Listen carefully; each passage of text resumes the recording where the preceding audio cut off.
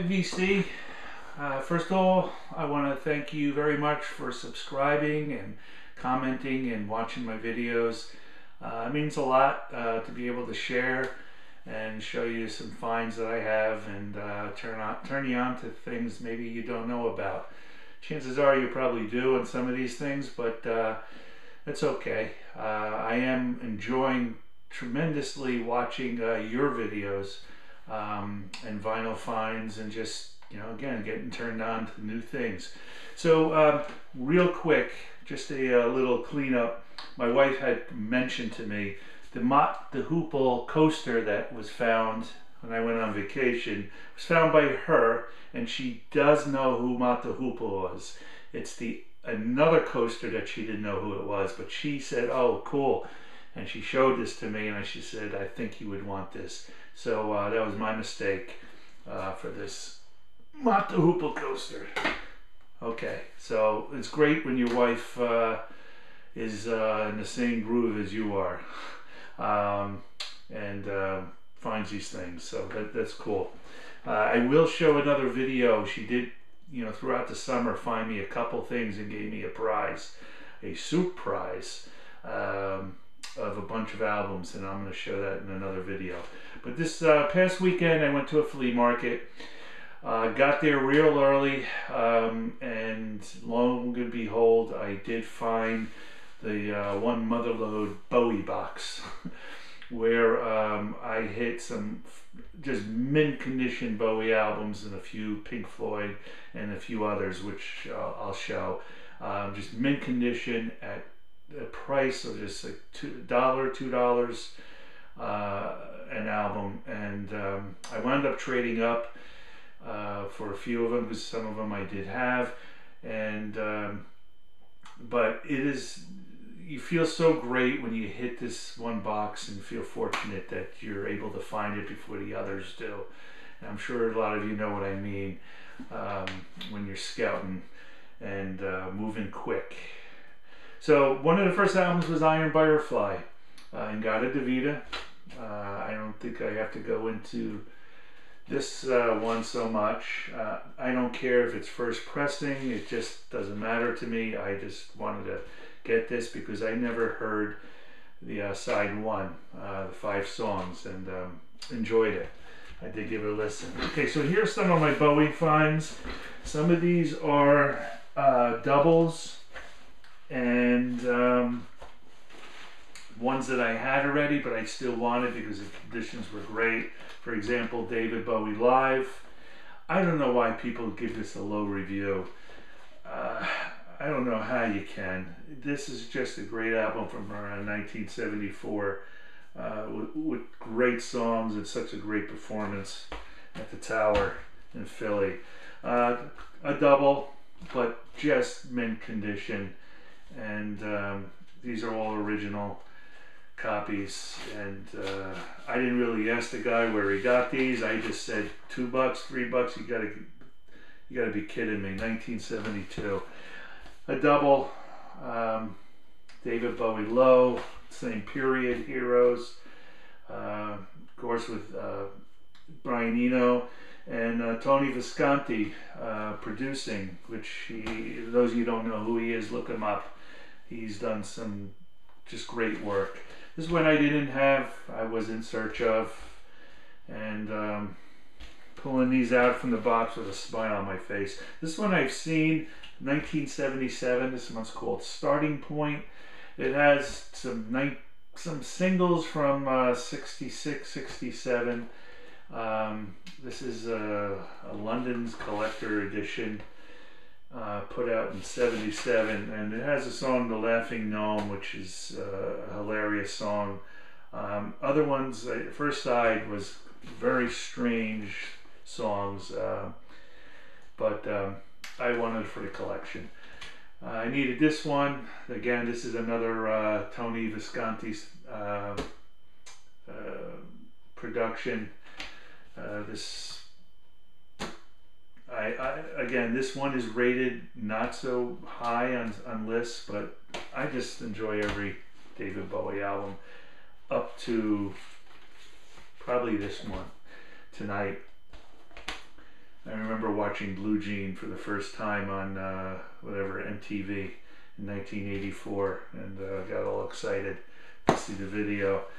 Lodger, I had to have this on my list. I was just prolonging these, but when I found these, it made my week, not just a day. Scary Monsters. Carlos Alomar is the guitarist on some of these, as probably most of you know. I had a chance to meet Carlos at a meet and greet in a convention, and what a down-to-earth guy he is. He's actually teaching guitar classes in Brooklyn College. We geeked out just talking guitar. I didn't really talk to him about, you know, the work he's done, but more of what he's doing, and it was just great. And that was in actually in Jersey. Okay, so a few other things. Aha, I think they're from Finland, 1985, just a new wave album. I haven't listened to it in a long time, but looking forward. Beach Boys, Surf's Up. I am blown away with this album.